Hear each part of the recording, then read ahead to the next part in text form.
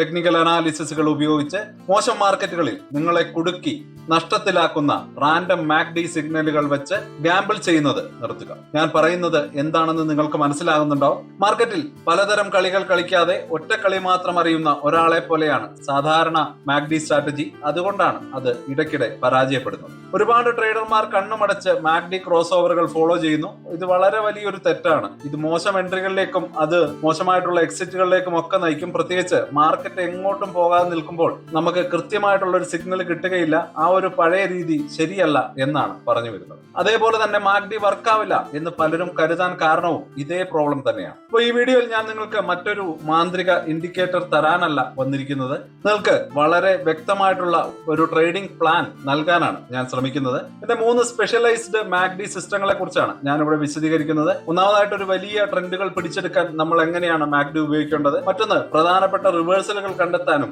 അവസാനത്തേത് നിങ്ങൾ എടുക്കുന്ന ഓരോ ട്രേഡും കൺഫേം ചെയ്യാനും മാക്ഡി എങ്ങനെയാണ് ഉപയോഗിക്കേണ്ടത് എന്നുമാണ് ഞാൻ ഇവിടെ പറഞ്ഞു വെക്കുന്നത്. ഇത് ഏത് മാർക്കറ്റ് കണ്ടീഷനിലും നിങ്ങൾക്ക് ഉപയോഗിക്കാൻ കഴിയുന്ന ഒരു വ്യക്തമായ ഒരു പ്ലാൻ നൽകുന്നു. ഇത് വെറും ഒരു സിഗ്നലിനെ കുറിച്ചല്ല, മാർക്കറ്റ് യഥാർത്ഥത്തിൽ എന്ത് ചെയ്യുന്നു എന്നതിനനുസരിച്ച് മാറുന്ന മികച്ച ഒരു ഫ്രെയിം വർക്ക് ഉണ്ടാക്കുന്നതിനാണ് നിങ്ങളെ സഹായിക്കുന്നത്. തീർച്ചയായിട്ടും നല്ലൊരു ടെക്നിക്കൽ അനാലിസിസ് ബേസ്ഡ് ആയിട്ടുള്ള ഒരു സ്ട്രാറ്റജിയാണ് നിങ്ങൾക്ക് മുമ്പിലേക്ക് എത്തിക്കുന്നത്. തീർച്ചയായിട്ടും നിങ്ങൾക്ക് ഇതൊരു നല്ല ബെനിഫിറ്റഡ് ആയിട്ടുള്ള ഒരു വീഡിയോ ആയിരിക്കും. വീഡിയോ മുഴുവനായിട്ട് കാണുക. Welcome to the eye opener video of Dhanam smart savings and investment solution. മിക്ക ട്രേഡർമാരെ പോലെയും നിങ്ങളും മാക്ഡി ഉപയോഗിച്ച് തുടങ്ങിയത് ഒരേ രീതിയിലായിരിക്കും. മാക്ഡി ലൈൻ സിഗ്നൽ ലൈനിന് മുകളിൽ ക്രോസ് ചെയ്യുമ്പോൾ നിങ്ങൾ വാങ്ങുന്നു, താഴേക്ക് ക്രോസ് ചെയ്യുമ്പോൾ നിങ്ങൾ വിൽക്കും. എന്നാൽ മാർക്കറ്റ് എപ്പോഴാണോ വളരെ ചോപ്പി ആകുന്നത്, അല്ലെങ്കിൽ കൺസോളിഡേറ്റ് ചെയ്യുന്നത്, അല്ലെങ്കിൽ അതേപോലെ തന്നെ മാർക്കറ്റ് പെട്ടെന്ന് ഒരു റിവേഴ്സൽ നൽകുകയൊക്കെ ചെയ്യുമ്പോൾ ഇതേ സ്ട്രാറ്റജി നിങ്ങളെ പൂർണ്ണമായും തകർക്കും. നിങ്ങൾക്കൊരു ബൈ സിഗ്നൽ കിട്ടുന്നു, മാർക്കറ്റ് താഴേക്ക് പോകുന്നു. നിങ്ങൾക്ക് സെൽ സിഗ്നൽ കിട്ടുന്നു, മാർക്കറ്റ് മുകളിലേക്ക് പോകും. എന്ത് പറ്റി എന്ന് നിങ്ങൾ ചിന്തിച്ചു കഴിയുമ്പോഴേക്കും നിങ്ങളുടെ സ്റ്റോപ്പ് ലോസുകൾ ഹിറ്റ് ആയിട്ടുണ്ടാവും. ഇവിടുത്തെ രഹസ്യം ഇതാണ്. പ്രശ്നം ഇൻഡിക്കേറ്ററിൻ്റെതല്ല, നിങ്ങളത് എങ്ങനെ ഉപയോഗിക്കുന്നു എന്നുള്ളതിലാണ്. നിങ്ങളൊരു ചുറ്റിക ഉപയോഗിക്കേണ്ട സ്ഥാനത്ത് സ്ക്രൂ ഡ്രൈവർ ഉപയോഗിക്കുന്ന പോലെയാണിത്. ഒറ്റ സ്ട്രാറ്റജി എല്ലാ മാർക്കറ്റ് കണ്ടീഷനുകളിലും വർക്ക് ചെയ്യില്ല. ഒരു ട്രെൻഡ് അവസാനിക്കാൻ പോകുന്ന മാർക്കറ്റിന് ഒരു റിവേഴ്സൽ കണ്ടുപിടിക്കുന്ന ഒരു സിസ്റ്റം വേണം. ഒരു ഒഴിവാക്കലും കൂടാതെ നിങ്ങളെ വലിയ നഷ്ടമുണ്ടാക്കുന്ന ഫേക്ക് ഔട്ടുകളിൽ നിന്ന് രക്ഷിക്കാൻ ഒരു ഫൈനൽ കൺഫർമേഷൻ ഫിൽട്ടർ ആവശ്യമുണ്ട്. അതുകൊണ്ടാണ് ഞാൻ ഈ 3 സിസ്റ്റം ഫ്രെയിം വർക്ക് ഉണ്ടാക്കിയത്. ശരിയായ ജോലിക്ക് ശരിയായ ടൂൾ നൽകാനാണ് ഇത് ഡിസൈൻ ചെയ്യുന്നത്. അതുകൊണ്ട് തന്നെ നിങ്ങൾക്ക് ഊഹങ്ങൾ നിർത്തി വ്യക്തമായിട്ടുള്ള ഒരു പ്ലാനോടെ ട്രേഡ് ചെയ്യാൻ കഴിയും. ഒന്നാമത്തെ സിസ്റ്റം ദ ട്രെൻഡ് ക്യാച്ചർ. ആദ്യം തന്നെ ഈ സിസ്റ്റം ഒരു കാര്യം മാത്രം ചെയ്യാൻ വേണ്ടി ഡിസൈൻ ചെയ്തതാണ് എന്നുള്ള കാര്യം മനസ്സിലാക്കുക. ശക്തമായ ഒരു ട്രെൻഡിന്റെ ശരിയായ ഭാഗത്ത് നിങ്ങളെ എത്തിക്കുക. ഇവിടെയാണ് എളുപ്പത്തിൽ പണം ഉണ്ടാക്കാൻ സാധിക്കുന്നത്. അതിന്റെ ഒരു ഭാഗം കൂടി നേടിയെടുക്കുക എന്നാണ് നമ്മുടെ ജോലി. മിക്ക ട്രേഡർമാരും കാണുന്ന എല്ലാ ക്രോസ് ഓവറുകളും പിന്തുടർന്ന് ട്രേഡ് ചെയ്ത് മൊത്തത്തിൽ നഷ്ടത്തിലേക്ക് എത്തുന്നു. നമ്മൾ കുറച്ചുകൂടി സ്മാർട്ട് ആവാൻ ശ്രമിക്കുകയാണ്. ഒന്നാമത്തെ റൂൾ, സീറോ ലൈൻ ആണ് നിങ്ങളുടെ ഫൗണ്ടേഷൻ. ട്രേഡർമാർ വരുത്തുന്ന ഏറ്റവും വലിയ തെറ്റ് മാക്ഡിയുടെ സീറോ ലൈൻ പൂർണ്ണമായിട്ടും അവഗണിക്കുകയാണ്. ഈ ലൈനിനെ നിങ്ങളുടെ മാർക്കറ്റ് കോമ്പസ് ആയിട്ട് കരുതുക. ആരാണ് കൺട്രോളിൽ എന്ന് ഇത് നിങ്ങളോട് പറയും. നിയമം വളരെ ലളിതമാണ്. മാക്ഡി സീറോ ലൈനിന് മുകളിലാണെങ്കിൽ നമ്മൾ ബൈസ് മാത്രം നോക്കുന്നു. അത് സീറോ ലൈനിന് താഴെയാണെങ്കിൽ നമ്മൾ സെല്ലുകൾ മാത്രം ശ്രദ്ധിക്കും. ഈ ഒരു ഫിൽട്ടർ മാത്രം നിങ്ങളെ പ്രധാന ട്രെൻഡിനെതിരെ ട്രേഡ് ചെയ്യുന്നതിൽ നിന്ന് തടയുകയും നിങ്ങൾ കാണുന്ന ഫാൾ സിഗ്നലുകളുടെ എണ്ണം കുറയ്ക്കുകയും ചെയ്യും. രണ്ടാമത്തെ റൂൾ ക്രോസ് ഓവർ ഡിസ്റ്റൻസ് റൂളാണ്. ഒരു സാധാരണ ക്രോസ് ഓവർ നമുക്ക് എപ്പോഴും വിശ്വസനീയമല്ല. സീറോ ലൈനോട് ചേർന്ന് സംഭവിക്കുന്ന ക്രോസ് ഓവറുകൾ സാധാരണയായിട്ട് ഒരു സൈഡ് വേസ് അല്ലെങ്കിൽ ചോപ്പി മാർക്കറ്റിലെ വെറും നോയ്സ് മാത്രമാണ്. നമ്മൾ മൊമെന്റം ആണ് നോക്കുന്നത്. അതുകൊണ്ട് നമ്മുടെ യഥാർത്ഥ എൻട്രി ട്രിഗർ എന്നത് സീറോ ലൈനിൽ നിന്ന് ഒരുപാട് അകലെ നടക്കുന്ന പുൾ ബാക്കിനിടെ സംഭവിക്കുന്ന മാക്ഡി ക്രോസ് ഓവറാണ്. ഒരു ബൈ സിഗ്നലിനായിട്ട് 2 ലൈനുകളും നെഗറ്റീവ് സോണിലായിരിക്കുമ്പോൾ മാക്ഡി സിഗ്നൽ ലൈനിന് മുകളിലൂടെ ക്രോസ് ചെയ്യുന്നത് കാണാം. ഒരു സെൽ സിഗ്നലിനായിട്ട് 2 ലൈനുകളും പോസിറ്റീവ് സോണിൽ വളരെ മുകളിലായിരിക്കുമ്പോൾ ആ ഒരു ക്രോസ് നടക്കും. ഈ ദൂരം കാണിക്കുന്നത് ട്രെൻഡ് ഒരു ഇടവേള എടുത്ത് ഇപ്പോൾ ഒരു ശക്തിയോടെ കണ്ടിന്യൂ ചെയ്യാൻ തയ്യാറായിരിക്കുന്നു എന്നുള്ളതാണ്. നമുക്ക് മൂന്നാമത്തെ റൂൾ നോക്കാം, എൻട്രി കൺഫർമേഷനും എക്സിറ്റും. ചാടിക്കയറി ട്രേഡ് എടുക്കാതിരിക്കാൻ ക്രോസ് ഓവർ സംഭവിച്ചതിന് ശേഷം ഒരു 2 to 3 ക്യാൻഡിലുകൾ നമ്മൾ ക്ലോസ് ചെയ്യാൻ വേണ്ടിയിട്ട് വെയിറ്റ് ചെയ്യുക. നമുക്ക് ചാർട്ടിലേക്ക് ഒന്ന് വന്നു നോക്കാം. ഈ ഒരു അപ് ട്രെൻഡിൽ പ്രൈസ് പുതിയ ഹൈയും ലോയും ഉണ്ടാക്കുന്നത് നിങ്ങൾക്ക് കാണാൻ കഴിയും. മാക്ഡി സീറോ ലൈനിന് മുകളിലായിട്ട് ശക്തമായിട്ട് നിൽക്കുന്നു. അതിനാൽ നമ്മൾ ബൈ മോഡിൽ മാത്രമായിട്ടാണ് നമ്മളിപ്പോ ട്രേഡ് പ്ലാൻ ചെയ്യുന്നത്. പ്രൈസ് പിന്നോട്ട് വലിക്കുന്നു, അതോടൊപ്പം മാക്ഡിയും താഴ്ന്നു. ദേ ഇവിടെ ഇതാണ് നമ്മളുടെ സിഗ്നൽ. സീറോ ലൈനിന് വളരെ താഴെ ഒരു ബുള്ളിഷ് ക്രോസ് ഓവർ സംഭവിക്കുന്നു. ഇത് ട്രെൻഡ് വീണ്ടും ശക്തി പ്രാപിക്കുന്നതായിട്ട് സൂചിപ്പിക്കുന്നു. നമ്മൾ കുറച്ച് കാൻഡിലുകൾക്ക് വേണ്ടി വെയിറ്റ് ചെയ്യുക. ഇവിടെ എൻട്രി എടുക്കുന്നു. എന്നിട്ട് നമുക്ക് നമ്മുടെ സ്റ്റോപ്പ് ലോസ് ഈ ഒരു സിംഗ് ലോയ്ക്ക് താഴെയായിട്ട് വെക്കാൻ കഴിയും. ഇതിന്റെ ഫലം ഒരു ക്ലീൻ ഹൈ പ്രോബബിലിറ്റി ട്രേഡ് ആണ്. ഇതിന് വളരെ ഒരു ഹൈ പ്രോബബിലിറ്റി ട്രേഡ് ആയിട്ട് നമുക്ക് ഇതിനെ കണക്കാക്കാൻ കഴിയും. തീർച്ചയായിട്ടും നല്ല ഒരു ഔട്ട്പുട്ടും 1:2 റിസ്ക് റിവാർഡോട് കൂടി തന്നെ ഈ ഒരു ട്രേഡ് നമുക്ക് എടുക്കാനും കഴിയും. ഇനി നമുക്ക് രണ്ടാമത്തെ സിസ്റ്റത്തിലേക്ക് കിടക്കാം, ദ റിവേഴ്സൽ സ്പോട്ട്. ട്രെൻഡുകൾ എപ്പോഴും അങ്ങനെ കണ്ടിന്യൂസ് ആയിട്ട് വന്നുകൊണ്ടിരിക്കില്ല. ഈ രണ്ടാമത്തെ സിസ്റ്റം തീർച്ചയായിട്ടും ഒരു കാര്യം ചെയ്യാനാണ് ഉണ്ടാക്കിയിരിക്കുന്നത്. ഒരു ട്രെൻഡ് എപ്പോൾ ദുർബലമാകുന്നു എന്നും ഒരു വലിയ റിവേഴ്സൽ അടുത്തെത്തിയിട്ടുണ്ടാകും എന്നും കണ്ടെത്തുകയാണ് ഈ ഒരു സിസ്റ്റത്തിന്റെ ലക്ഷ്യം. ഇങ്ങനെയാണ് നമ്മൾ ടോപ്പുകളും ബോട്ടങ്ങളും കണ്ടുപിടിക്കുന്നത്. നമ്മുടെ പ്രധാന ടൂൾ ഒരു ക്രോസ് ഓവർ അല്ല, അത് മാക്ഡി ഡൈവേർജൻസ് ആണ്. എന്താണ് ഈ ഡൈവേർജൻസ്? സിമ്പിൾ ആയിട്ട് പറഞ്ഞാൽ ഇൻഡിക്കേറ്റർ പ്രൈസിന് വിപരീതമായിട്ട് പ്രവർത്തിക്കുന്നതിനെയാണ് ഡൈവേർജൻസ് എന്ന് പറയുന്നത്. ഇതൊരു വലിയ സൂചനയാണ്. ബെയറിഷ് ആയിട്ടുള്ള ഒരു ഡൈവേർജൻസ് അല്ലെങ്കിൽ ഒരു ടോപ്പ് ആകാനുള്ള സാധ്യത എങ്ങനെയാണ് കണ്ടെത്തുന്നത്? പ്രൈസ് ചാർട്ടിൽ ഒരു പുതിയ ഹയർ ഹൈ ഉണ്ടാകുന്നു, പക്ഷേ മാക്ഡി ഇൻഡിക്കേറ്റർ ഒരു ലോവർ ഹൈ ആണ് ഉണ്ടാക്കുന്നത്. പ്രൈസ് ചെറുതായിട്ട് ഉയർന്നാലും ആ നീക്കത്തിന് പിന്നിലെ യഥാർത്ഥ മൊമെന്റം കുറയുന്നു. ഇതൊരു വലിയ മുന്നറിയിപ്പാണ്. ഇനിയും ഒരു റിവേഴ്സൽ സാധ്യത നിങ്ങൾക്ക് മുമ്പിലേക്ക് തെളിഞ്ഞു വരികയാണ്. അടുത്തതായിട്ട് ബുള്ളിഷ് ഡൈവേർജൻസ് ആണ്. ഒരു ബോട്ടം ആകാൻ സാധ്യതയുണ്ട്. പ്രൈസ് ചാർട്ട് ഒരു പുതിയ ലോവർ ലോയിലേക്ക് വീഴുന്നു, എന്നാൽ മാക്ഡി ഒരു ഹയർ ലോ ആണ് ഉണ്ടാക്കുന്നത്.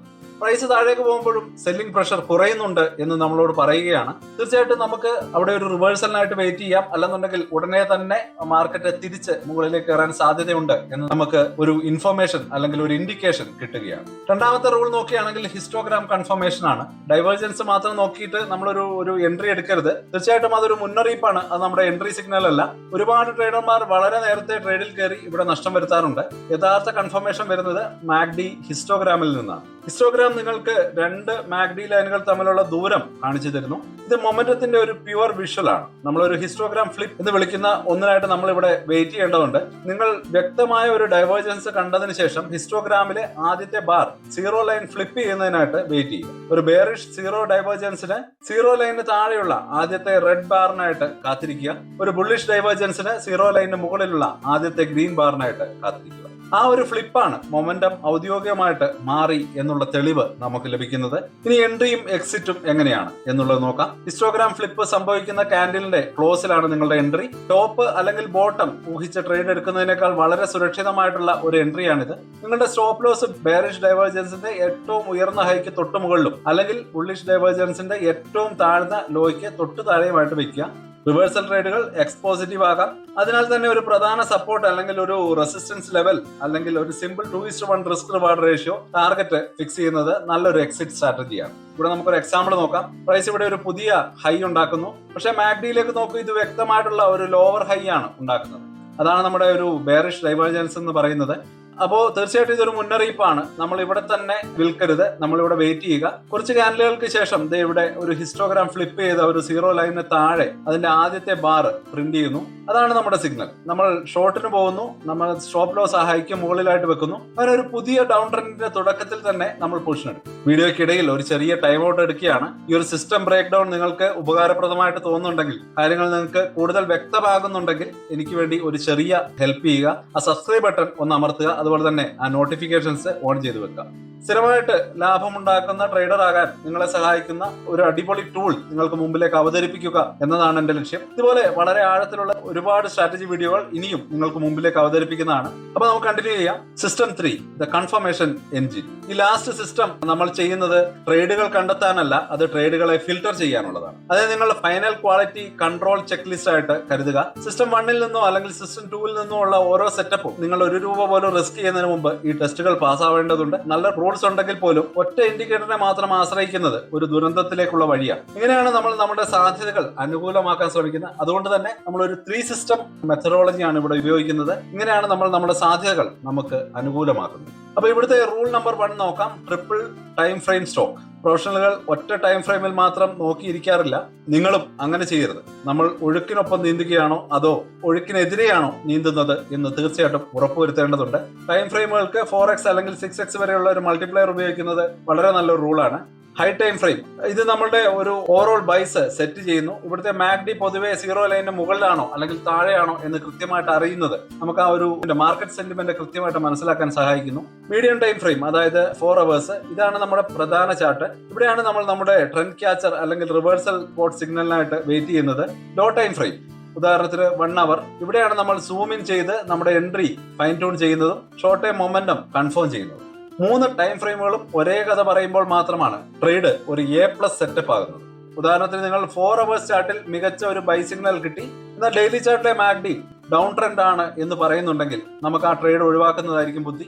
അതൊരു ലോ പ്രോബബിലിറ്റി ട്രേഡാണ്. അത്തരം ട്രേഡുകൾ നമ്മൾ എടുക്കില്ല.